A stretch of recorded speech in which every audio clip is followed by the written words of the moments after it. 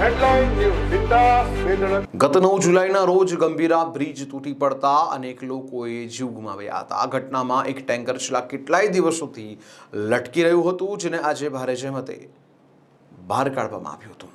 9 જુલાઈ ગુજરાત માટે કલંકરૂપ દિવસ હતો. એ દિવસે પાદરાનો ગંભીરા મુજપુરા બ્રિજ એકાએક તૂટી પડ્યો હતો.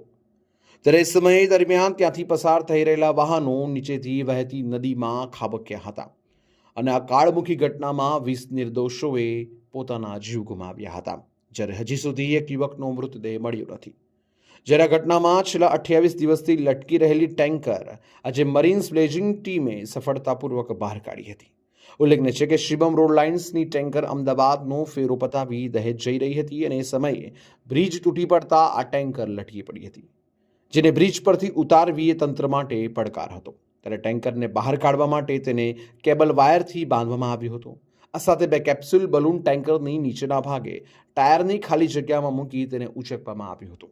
બીજી તરફ ટેન્કરને કેબલ વાયરની મદદથી કંટ્રોલ રૂમથી ઓપરેશન કરી પાછળ ખેંચવામાં આવી હતી. આ સમગ્ર પ્રક્રિયા પૂર્ણ કરતા 2 કલાકનો સમય લાગ્યો હતો.